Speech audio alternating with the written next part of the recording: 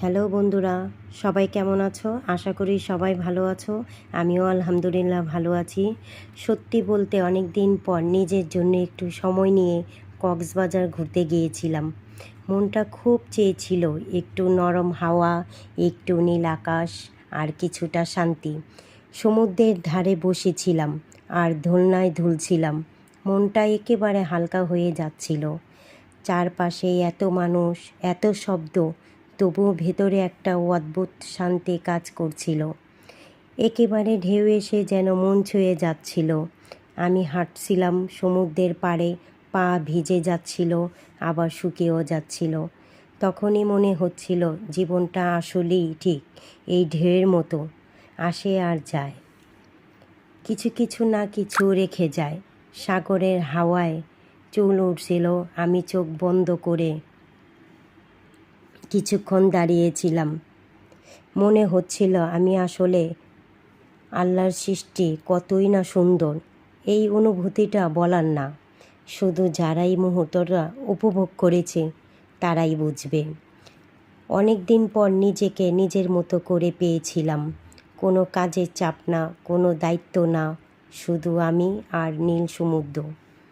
জানি না তোমাদের কবে সুযোগ হবে এমন করে সময় কাটানোর, কিন্তু যদি কখনো সময় পাও, সমুদ্র থেকে একটু ঘুরে এসো। নিজের জন্য বাঁচো, অন্যের জন্য। কিছু নিজেকে ভুলে গেলে জীবনটা কেমন যেন অপূর্ণ থেকে যায়। সন্ধ্যায় সূর্য যখন ধীরে ধীরে ডুবছিল, আমি চোখে সরাসরি তাকিয়েছিলাম আর ভাবছিলাম সব কিছু ফুরিয়ে যায় একদিন, কিন্তু কিছু মুহূর্ত, কিছু অনুভব চিরকাল রয়ে যায় মনে। এই ছোট্ট ভ্রমণে বুঝে গেছি নিজেকে সময় দেওয়া কোনো বিলাসিতা না, এটা প্রয়োজন। আমরা সবাই অনেক কিছু করি, কিছু নিজেদের জন্য খুব কম সময় রাখি, আর তাই কখনো কখনো আমাদের দরকার হয় একটা নীল সমুদ্র, একটু নরম হাওয়া, কিছু মুহূর্ত যা কখনো ভোলার মতো না, যা শুধু আমাদের জন্য স্মৃতি। অনেক কষ্ট করে সব কিছু, অনেক সময় সব কিছু মানিয়ে নিতে হয়।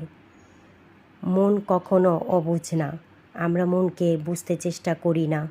সময় যখন অনেক দূরে চলে যায় তখন সময়ের জন্য অনেক টেনশনে পড়ে থাকি, কিন্তু এটাই বাস্তব যে অনেক সময় আমাদের নিজেকেও আমাদের সময় দিতে হয়, যা আমরা কখনোই করি না।